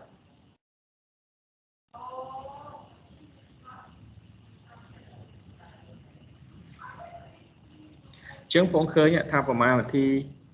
ទី1ដោយប្រមាណវិធីបូកយើងធម្មតាព្រោះកណែត្រូវគ្នាបូកចូលគ្នាចឹងអានឹងភាគច្រើនវាផ្ទៀងផ្ទាត់ដែរប៉ុន្តែដល់ពេលប្រមាណវិធីទី2នេះពេលដែលបងយកចំនួនថេរ Scala ជាមួយធាតុរបស់ a ការ៉េបើសិនជាប្រមាណវិធីធម្មតាវាត្រូវគុណចូលកណែនីមួយប៉ុន្តែអានេះយើងគុណចូលតែកណែទី1កណែទី2អត់អញ្ចឹងយើងសង្ស័យថាវាមិនផ្ទៀងផ្ទាត់ដូច្នេះបងត្រូវលើក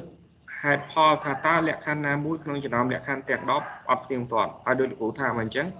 អាលក្ខខណ្ឌតាក់ទងជាមួយប្រមាណវិធីផ្កាយឬក៏ប្រមាណវិធី Scala ប្រមាណវិធីទី2នេះភាគច្រើននៅក្នុងលក្ខខណ្ឌទី7ដល់ទី9អាហ្នឹងបើបងចំណាំតាមការណែនាំ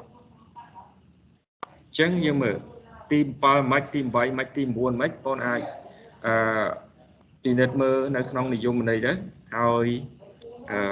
ដើម្បីបង្ហាញថាវាអត់ផ្ទៀងផ្ទាត់ដោយលោកគ្រូបញ្ជាក់មិញត្រូវលើកឧទាហរណ៍ជាតម្លៃលេខឧទាហរណ៍ cú tan alpha smart pi như thế hơi ok dương cú trong tiêm toàn lẹ khăn môi nè ưu tiên ho là cú trong một hai Davi ấp tiêm toàn lẹ khăn tìm bờ giờ mới lẹ khăn tìm bờ con đợi thơ mình con do pi thiệt uv nè chia bỏ vector space do mà chuyển nguồn thế ní chia bỏ scalarไอ้พลตัวเซบานจังบานทาแหลกคันตีเปิดเตียงตัว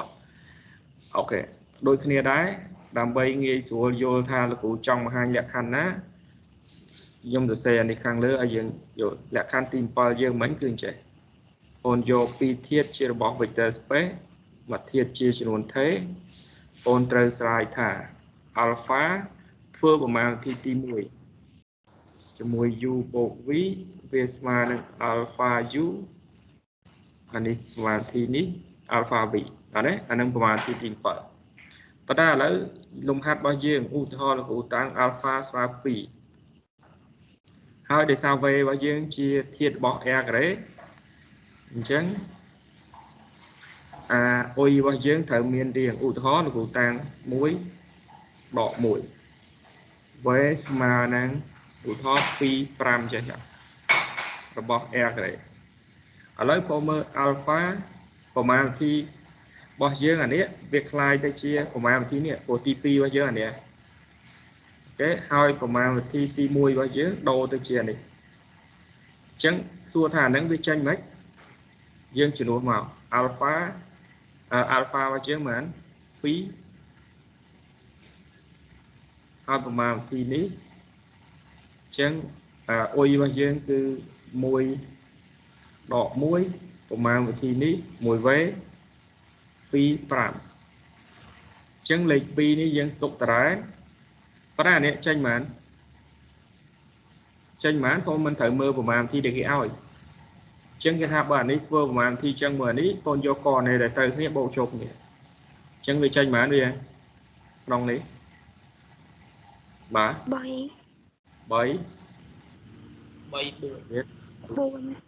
bảy buồn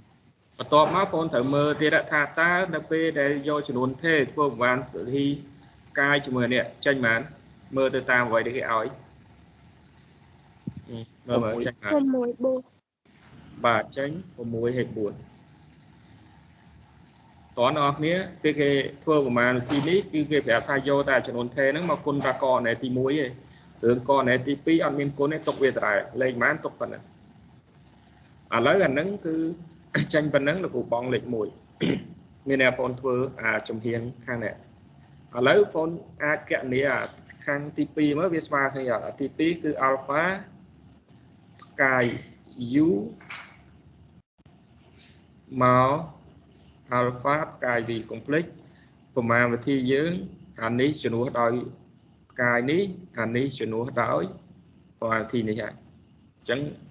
ใช้ปลายโปรตามนี้มันจะอย่าง แล้วยังจะนัวมา alpha ยังปี u ยังมุ้ยดอกมุ้ยนี่แต่ละ alpha ยังปี v ว่ายังปีให้ปรับต่อ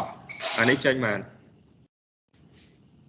ปีดอกมุ้ยต่อมาที่อันนี้อันนี้tranh buồn hay pram mà bộ châu nghĩa tranh mãn bộ thòm đá và mùi buồn chẳng ngàn đi đôi bà ní smart này là chẳng không cả này về smart này phone offline thả ní smart này về của PDV u cho họ chia lại lấy lược chia lại lấy chẹt lẽ dừng lược ở lấy ná đá việc khó này và đá chuyên ấy vị thi sang năng đã lấy mà có về smart này chẳng là vụ nâng chạy đòn thiết thật tá lẹ khăn mũi nát cua đã tiêm tọt và của màn thi chẳng ạ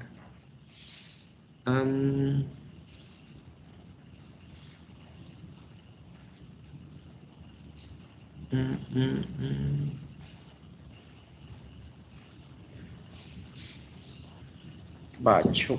sân mơ lẹ khăn mùi nát lẹ khăn ít đôi chụp tiêm tọt anh lý bà dân tục tại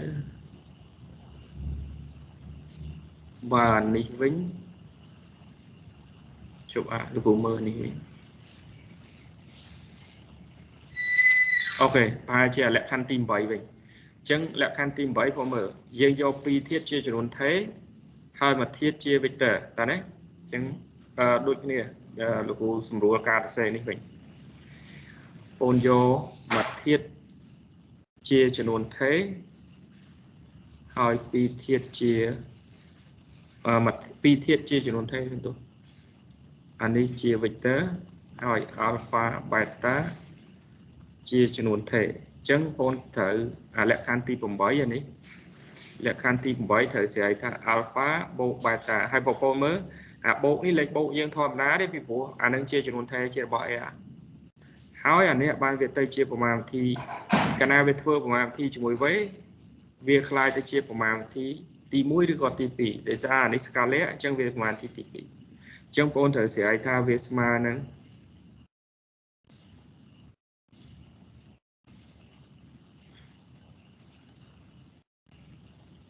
và ôn thử hai thay việc mà nè bên này vật liệu anh đi chùm nè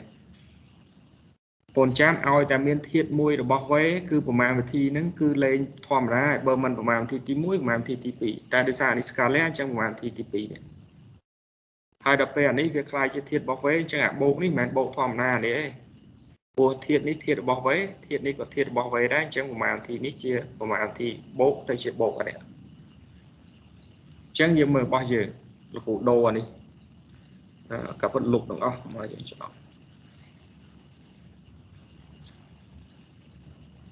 còn khởi nhất về đây dân kịch tâm rúa lực ụt hòn lại lên mà việc tiêm toạt chẳng tiêm toạt mình do chia ca đấyคือthở đồ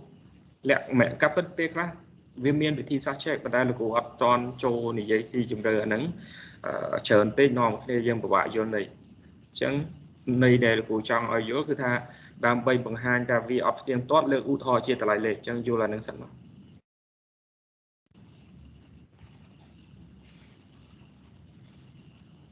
anh ấy bỏ cái chân anh ấy đó nên dương mới dương thời do pi thiết chia cho nguồn thể alpha phần năng beta phần năng hai oi là do phần này mật của thiên năng rồi bỏ vé từ bỏ cái chẳng phong pin mơ alpha bộ beta hai ban oi chẳng alpha bộ beta với mình pi bộ vé thơ vào màu thì cài cho mỗi oi mình pi pram ok anh ấy việc ôn kẹt này ta anh lấy bộ thòm ná về mình tới chia pram thôi của mà thì cái chỉ một phí hay pram hà năng tranh mà mình ôn mơ của mà thì cái để cái áo này tiếc này chẳng do năng con ta con này thì muối hay con này thì pi nơi tại chẳng tranh mà nhưng mà bắn đọp hỏi đọp hỏi pram chẳng dương bóng vài ca thì muối ngày nay là dương ban xe lấy khang sram đi vậy khang sram đi vĩnh cứ ta về bật chia smart trên kẹt này thì sẵn cứ pôn thời kẹt này alpha kayu màu po chia mùi này bài ta kayu ở đây dân chỉ nó alpha dân chỗ pi u và dân cứ pi pram hai của man thì này bài ta dân bảy u dân pi pram chứng ôn nhiều thòm nám mà để chơi mà là một nè buồn hỏi buồn pram chứng ini tục trái cho này vậy mùi pram ở lấy về so vào màn thì ti mùi và đây màn thì mùi cái bèo thầm ấy cứ ôn bộ thòm này còn này tới cái bộ chột nghĩa chẳng này chơi màn vậy chơi màn đọc và phải đọc tiệt chẳng phong khơi mùi hay nâng pì smart này pì này đọc smart này chẳng mùi hay ôn lòi thả alpha bộ thòm ra cho mùi bài ta ní hai bàn thua của mạng TTP cho mùi dú việc copy anh đi chẳng cả việc copy nâng nên đẹp khả năng mùi khó មានន័យថាវាមិនមែនជា vector space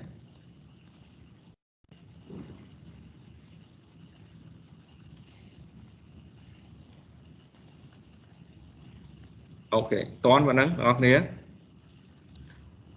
បាទបងសំខាន់គឺប្រមាណវិធីហើយនឹងលក្ខខណ្ឌណាអត់ទៀងទាត់ត្រូវមើលចំណុចទីប៉ុន្មានវាអាស្រ័យលើលក្ខខណ្ឌហ្នឹងអត់ទៀងទាត់ប្រមាណទី1ឬក៏ទី2ប៉ុន្តែដើម្បីបង្ហាញណាលក្ខខណ្ឌណាអត់ទៀងទាត់ត្រូវឧទាហរណ៍ជាតម្លៃលេខបែបហ្នឹង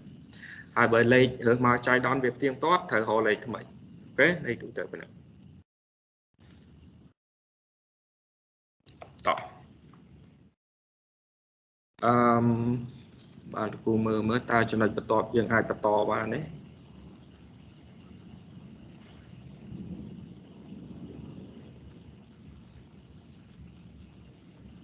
អូខេនៅក្នុងចំណុចបន្ទាប់នេះគឺយើងនិយាយអំពីលក្ខណៈកាពិតអានេះសិតតែជាលំហាត់ដែរតែបងអាចមើលឯកសារយោងបន្ថែម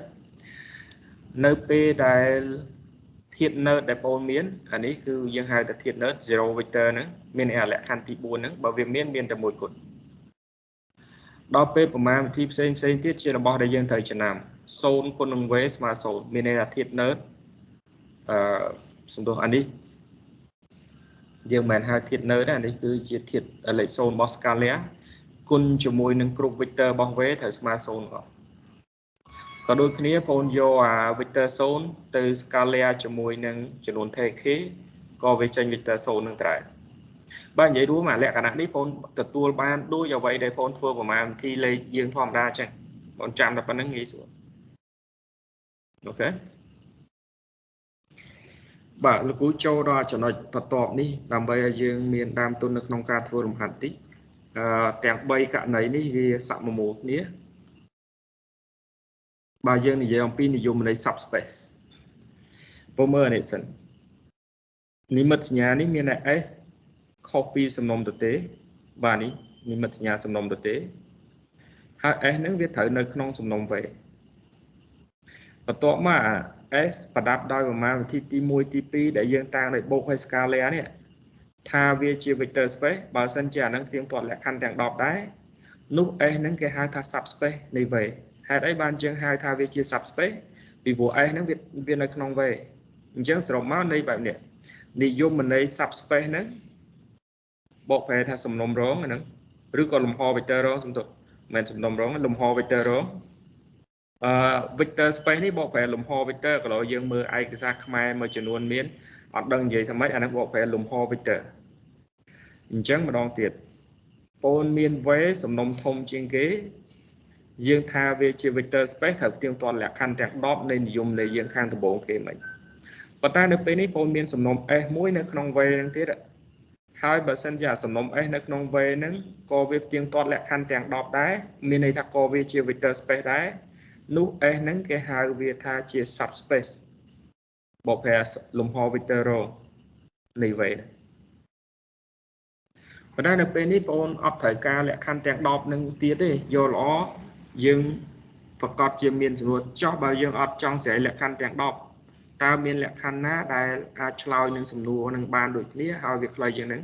គឺទ្រឹស្ដីបទរបស់យើងនៅខាងក្រោមនេះអញ្ចឹងយើងមើលនៅក្នុងទ្រឹស្ដីបទទាំងពីរនេះយើងផ្ដោតសំខាន់ទៅលើតា subspace ហ្នឹងវាហើយវាដូចគ្នាចឹងបងយកលក្ខខណ្ឌមួយណាទៅប្រើក៏មិនជាបញ្ហាដែរគេថា s ហ្នឹងគឺជា subspace នៃ v លុះត្រាតែបើបងមើលទីបទនេះលុះត្រាតែ s ហ្នឹងខុសពីសំណុំទទេលក្ខខណ្ឌទី2គឺលុះត្រាតែបងយកពីធាតុជារបស់ s មកធាតុជាចំនួនថេនោះបងត្រូវស្រ័យថាអានេះបូកចូលគ្នានៅតែជារបស់ s យកវា scalar គ្នានៅតែជារបស់ s ដែរតែបើបងចង់ប្រើទ្រឹស្ដីបទនេះវិញគឺបងត្រូវបង្ហាញលក្ខខណ្ឌទី1 0ជារបស់ s 0នេះគឺបងត្រូវចាំមានន័យថាអាលក្ខខណ្ឌទី4នៅក្នុងនិយមន័យ vector space អាធាតុ node ហ្នឹងដល់ពេលអានេះបងត្រូវយកពីធាតុជារបស់ s ក៏ព្រោះអាលក្ខខណ្ឌនេះហើយនឹងអានេះគឺដូចគ្នាអាពីរនេះបងបើបំបែកវាទៅជា2លក្ខខណ្ឌបានចេះតែបើបងចង់សរសេរវាមួយលក្ខខណ្ឌគឺដូចគ្នាអាពីរនេះគឺដូចគ្នា men chúng môi môi nắng ấy cứ chúng môi mà chua nắng đêm đó hai ở đây để bọn thầy chẩn nám môi tiệt đọc bài toán bây giờ đàm bay bằng hai lệ khăn tí phíเนี่ยមានន័យថាបងចាប់ផ្ដើមភ្លាមត្រូវយកពីរធាតុជារបស់ S មួយធាតុទៀតជាចំនួនថេអាហ្នឹងគឺរបស់ដែលយើងត្រូវទៅសេមកអ្វីដែលយើងត្រូវស្រាវគឺនេះអូខេ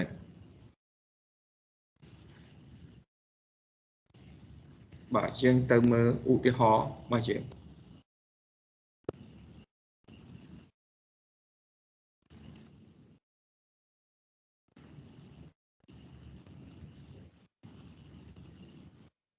បាទនេះជាទិដ្ឋិបទលោកគ្រូ copy ឡើងវិញដើម្បីឲ្យយើងងាយស្រួលមើលឧទាហរណ៍នៅនឹងហ្មង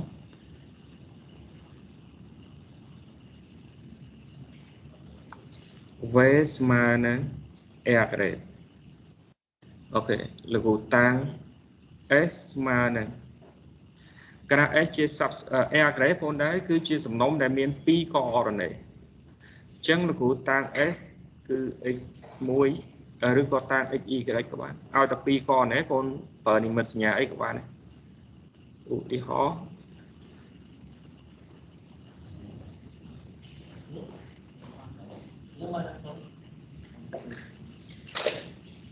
អូខេបង្ហាញថា S ប្រដាប់ដោយប្រមាណវិធីនេះហើយនេះ is a subspace of air grade យើងគឺវែងអូខេអញ្ចឹងសំណួរបែបហ្នឹងទី1គឺបងត្រូវស្គាល់ vector space ហ្នឹងគេឲ្យមកទី2អាសំណុំ S ដែលគេសួរថាវាជា subspace ហ្នឹងគឺគេត្រូវឲ្យមកដែរអញ្ចឹងគេឲ្យបង្ហាញថាវាជា subspace ឬក៏សំណួរទីទៀតថាតើវាជា subspace ឬអត់ហ្នឹងអាហ្នឹងវាអាស្រ័យលើប្រភេទសំណួរប៉ុន្តែអ្វីដែលបងត្រូវដឹងដំបូងណាដើម្បីដឹងថាឬក៏ដើម្បីស្រាយថាធាតុនេះចុងក្រោយជារបស់ S អត់លុះត្រាតែបងដឹងថា S ហ្នឹងសំណុំផ្ទុករៀងមិនអញ្ចឹងគេប្រាប់ថា S ហ្នឹងគឺជាសំណុំដែលផ្ទុកធាតុរបស់ air grade ប៉ុន្តែវាមិនមែនយកទាំងអស់ទេគឺយើងយកតែធាតុណាផ្ទៀងផ្ទាត់លក្ខខណ្ឌនេះ 2x បូក y ស្មើ0មានន័យថា2ដងគុណនឹងកនៃទី1នេះបូកនឹងកនៃទី2ស្មើ0មើលយើងបើសិនជាលោកគ្រូសរសេរ1 3អានេះជាធាតុរបស់ air grade ទេចឹងអត់ទេធាតុរបស់ air grade អត់ទេលោកគ្រូ មិនបានមិនមែនធាតុរបស់ air grade អាហ្នឹងមិនធាតុរបស់ air grade ព្រោះ2កនៃដែរឬគុណ air grade ដែរអាហ្នឹងជាធាតុរបស់ air grade មិនចឹងព្រោះ2កនៃប៉ុន្តែបើសិនជាលោកគ្រូសួរថាអានេះជាធាតុរបស់ S ហ៎អត់ទេធាតុរបស់ S អត់អានេះមិនមែនជាធាតុរបស់ S ទេព្រោះវាអត់ទៀងទាត់លក្ខខណ្ឌនេះក៏ដូចគ្នាដែរឧទាហរណ៍អានេះវិញជាធាតុរបស់ S ហ្នឹងខាងហ្នឹងខក S គ្រូវាទៀងតតព្រោះវាទៀងទាត់នេះអានេះអញ្ចឹងសរុបមកដំបូងគឺបងត្រូវយល់ថាតើធាតុរបស់ S មិនអញ្ចឹងបងមើល S ហើយនឹង V អាណាធំជាងវាច្បាស់ណាស់ V វាធំជាងព្រោះ V គឺរបស់ air grade ទាំងមូលប៉ុន្តែអានេះមិនមែនយកទាំងអស់ណាគឺយើងយកតែធាតុណាផ្ទៀងផ្ទាត់លក្ខខណ្ឌនេះអូខេប៉ុន្តែឥឡូវតោះលំហាត់របស់យើងដែលបង្ហាញថាវាជា vector space ផងត្រូវបង្ហាញពីរលក្ខខណ្ឌនេះចឹងអា0នេះគឺអីគេមិនដូចលោកគ្រូប្រាប់យើង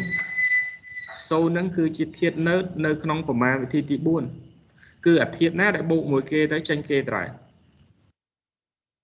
បាទ0របស់យើងនៅពេលនេះគឺដោយសារធាតុរបស់វាជារបស់ S ហើយថា S របស់យើងនៅក្នុង V អញ្ចឹងអា0នេះក៏ជាធាតុរបស់ V ដែរអញ្ចឹង0នៅពេលនេះគឺមានរាងចេះតើអាធាតុហ្នឹងជារបស់ S អត់ផងមើលទៀងទាត់លក្ខខណ្ឌនេះឯង2ដងកនៃទី1បូកកនៃទី2ស្មើ0នេះទៀងទាត់នេះអត់ទៀងទាត់ពីព្រោះកូនដាក់មក ឲ្យទម្លាប់ផ្សេងប្រាប់គេអញ្ចឹង2 ដងគុណនឹងកនៃទី1គុណអានេះបូកកនៃទី2មិនពិតជាស្មើ0តតបង check អានេះឲ្យគេបានថាវាផ្ទៀងផ្ទាត់អញ្ចឹងលក្ខខណ្ឌទី1យើងបានស្រាយថា0វាជារបស់ s ហើយមិនដឹង0មានរាងអញ្ចឹងដោយសារ s របស់យើងវានៅក្នុង a ការ៉េអញ្ចឹងអាធាតុរបស់ s ក៏ធាតុរបស់ a ការ៉េដែរលក្ខខណ្ឌទី2ហើយសំណួរនេះនឹងដដែលទោះបីជាគេដូរ v ជាសំណុំអីក្រោយបងចាំហើយនៅពេលដែលបងឃើញឧទាហរណ៍មករយៈដំបូងនេះលោកគ្រូលើកតែធាតុរបស់ a ការ៉េធាតុរបស់ a គីប៉ុន្តែតិចទៀតចូលដល់ម៉ាទីចូលដល់អនុគមឬសំណុំអីផ្សេងទៀតបងធ្វើដូចគ្នាដែរវាអត់សំខាន់ជាមួយនឹងអាធាតុ a ការ៉េ a គីទេតែបើសិនតែគ្នាយើងអត់ច្បាស់អានឹងវាប្រកបជាត្រូវការឧទាហរណ៍ច្រើនហើយតែបើសិនតែបងយល់នៃច្បាស់ឧទាហរណ៍ដូរសំណុំអត់បញ្ហាអញ្ចឹងកន្លែងនេះឲ្យយល់ច្បាស់ដើម្បីបង្ហាញលក្ខខណ្ឌទី2គឺអាមកដុំនេះគឺបងចាប់ផ្ដើមទៅសេដំបូងគេដោយមិនគិតអីទេអាហ្នឹងចាប់ផ្ដើមទៅសេអញ្ចឹងអារបស់នេះឯងបានត្រូវស្រាយអញ្ចឹងចាប់ផ្ដើមទៅសេអញ្ចឹងដោយមិនគិតគឺមានន័យថាម៉េចបងត្រូវយក2ធាតុជារបស់ s ហើយមួយធាតុជាចំនួនថេអញ្ចឹងគ្រូចាប់ផ្ដើមតាំង2ធាតុជារបស់ s អុយ v បងអាចសេ x y អីស្រាយយើងប៉ុន្តែដោយសារ s របស់យើងទុកធាតុរបស់ a ការ៉េអញ្ចឹងវាត្រូវមាន2កណែអញ្ចឹងលោកគ្រូតាំងអានេះមួយធាតុហើយ2ធាតុវាមួយទៀតអញ្ចឹងបងតាំងអានេះជាធាតុរបស់ s ហើយមួយធាតុទៀតជាចំនួនថេបងតាំង k ក៏បាន alpha ក៏បានអញ្ចឹងបងឃើញយើងទៅសេអាវងមូបងអ្វីដែលលោកគ្រូគូពាត់ជុំវិញហ្នឹងយើងចាប់ផ្ដើមសេអត់មានគិតអីទេប៉ុន្តែដើម្បីបញ្ចប់ត្រូវស្រាយអានេះអីគេគឺស្រាយថាអុយបូកការគុណនឹង v របស់យើងមានន័យថាបងត្រូវស្រាយថាអុយបូក alpha គុណនឹង v ក៏នៅតែជាអីគេក៏នៅតែជារបស់ s ដែរដើម្បីថាវាជារបស់ s លុះត្រាតែមិនលុះត្រាតែវាជាធាតុរបស់ a ការ៉េហើយផ្ទៀងផ្ទាត់លក្ខខណ្ឌនេះឥឡូវយើងដាក់ចូលអុយរបស់យើងអុយ1អុយ2បូកនេះបងឃើញប្រមាណវិធីបូកឲ្យស្កាឡាគេឲ្យមកហើយវាមានទេគេមានប្រកាសហ្នឹងណាអត់មានទេញ៉ាហើយកាលណាអត់មានហ្នឹងដូចគ្រូប្រាប់កាលណាអត់មានហ្នឹងមានន័យថាវាជាប្រមាណវិធីបូកហើយនឹងស្កាឡាធម្មតាដូចបងអាចបូកបានតិចទៀតយើងមើលអាចប្រាប់លោកគ្រូបានណាថាអានឹងគេធ្វើម៉េចអានេះគឺ v1 v2 ប្រមាណវិធីហ្នឹងបងធ្វើម៉េចមិនយើងគុណ alpha ចូលអានេះសិនហើយគុណចូលដោយសារប្រមាណវិធីធម្មតាវាមិនទៅជាគុណចូលគ្រប់ធាតុតោះនេះកាលណាគេអត់ឲ្យមកវាជាប្រមាណវិធីធម្មតាអញ្ចឹងអូខេហើយបន្ទាប់មកទៀតពេលដែលវាបូកចូលគ្នាដោយសារប្រមាណវិធីបូកគេអត់ឲ្យមកដែរបងមិនបូកធម្មតាចេះក៏នៅត្រូវគ្នាបូកជាមួយគ្នា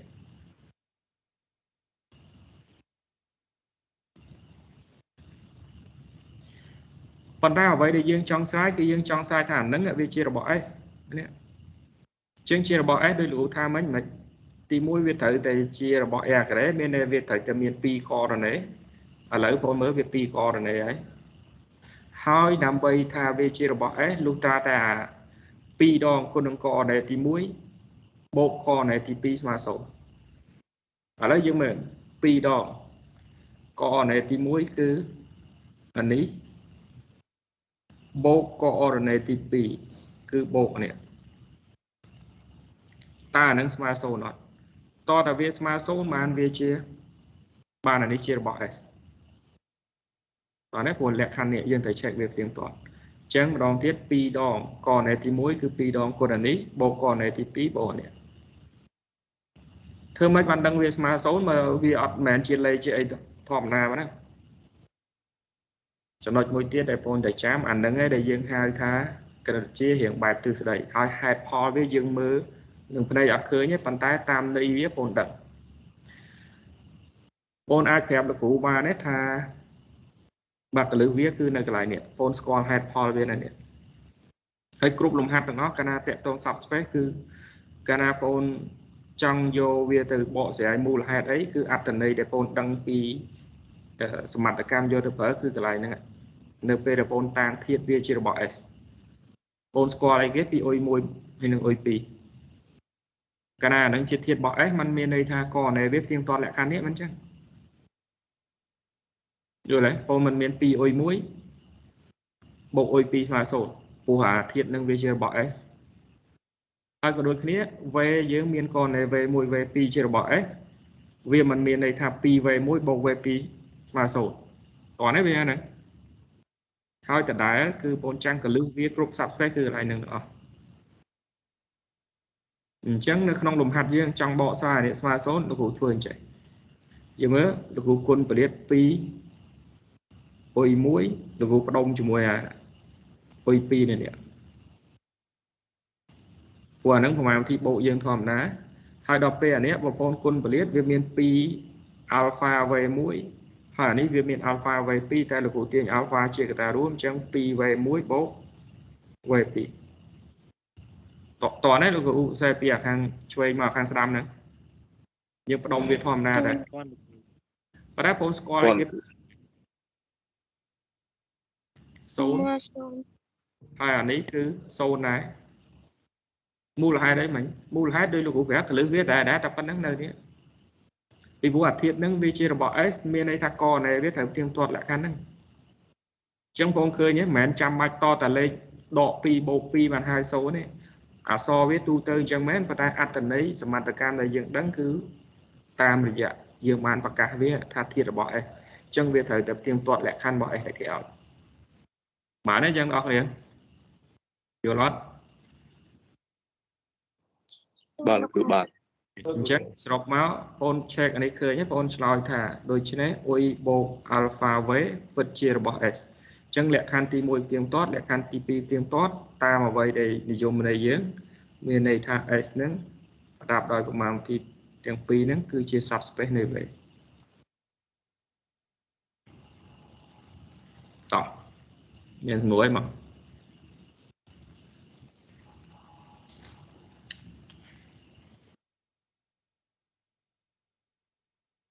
បាទលោកគ្រូខ្ញុំមានសំណួរមួយvector space ហ្នឹងវាដូចគ្នាឬក៏ខុសគ្នាជាមួយនឹង vector ក្នុងលំហលោកគ្រូvector space គឺជាសំណុំទូទៅណាមួយដែលវាផ្ទៀងផ្ទាត់លក្ខខណ្ឌទាំង10ដែលយើងឃើញឧទាហរណ៍មិញដែលយើងឃើញឧទាហរណ៍នៅក្នុង slide អ្វីដែលលោកគ្រូលើកឧទាហរណ៍អត់ជាក់លាក់តែយើងមានអីគេខ្លះ V អាចជា matrix V អាចជាអនុគមអីចឹង V អាចជា AN អញ្ចឹង vector space គឺវាទូទៅសំណុំអីក៏បានដែរមិនចាំបាច់តែ vector ធម្មតានៅក្នុងលំហដែលលោកគ្រូនិយាយថាយើងឧទាហរណ៍ជាក់លាក់ឃើញនេះភាគច្រើន air gray air kip វាងាយស្រួលបងយល់ប៉ុន្តែ vector នៅក្នុងលំហហើយនឹង vector space ហ្នឹង vector space វាធំជាងឆ្ងាយមានន័យថាវាមិនមែនត្រឹមតែ vector ធម្មតាណាវាជាអនុគមអាចជា matrix អាចជាអីផ្សេងចឹង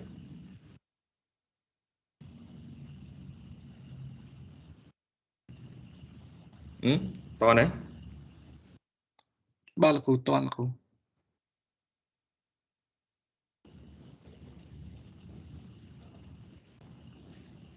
លោកគ្រូខ្ញុំមានបើសិនមកជា vector space ហ្នឹងវាទូទៅអញ្ចឹងយើងអាចយកវាទៅ integral differential អីកើតដែរមែនលោកគ្រូនៅក្នុងករណីនេះវាអត់ទាន់ប្រើអានឹង vector space វាទូទៅប៉ុន្តែវាមិនមែនជាអនុគមណាអញ្ចឹងវាមិនមែនទៅធ្វើប្រមាណវិធីនឹងបានទេវាមានប្រមាណវិធីប៉ុន្តែប្រមាណវិធីផ្សេងហើយវាតាក់ទងជាមួយ integral តាក់ទងជាមួយប្រមាណវិធីបែបម៉េចអានឹងដូចជាហេតុផលនៅឆ្ងាយនឹងក្រោយទៀតនាំបងយល់អូនចាំថាប្រមាណវិធី integral ប្រមាណវិធីអីនេះគឺគេធ្វើឡើងទៅលើតែអនុគមណាតែដល់ពេល vector space ហ្នឹងវាអាចជា matrix អាចជាអីចឹងបងប្រកាសជាធ្វើចោះយើង integral លើ matrix បានអត់យើង integral ធាតុរបស់ air gray air គឺបានអត់នៅក្នុងពេលសកម្មមូលខ្លះគឺវាបានតែកម្រិតពោនៅលើគឺមិនបានទេដូចជាបងមាន matrix មានផលគុណផលបូកផលគុណ matrix ឬ matrix ច្រើនហើយនឹងអត់ដូចមាន integral នៃ matrix ឯណាអូខេបាទលោកគ្រូបាទ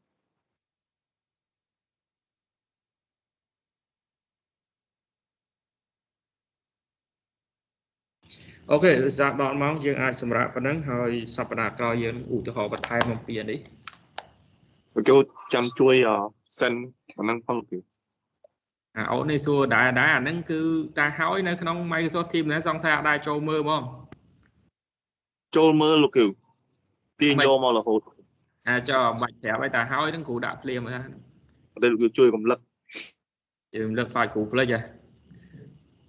បាទលោកគ្រូ គ្រូអត់ភ្លេចហ្នឹងតែហើយដាក់ចូល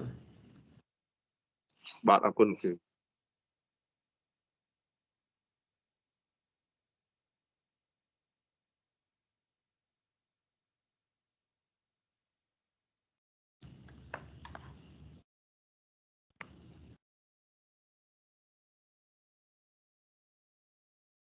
ជំរាបលាលោកគ្រូ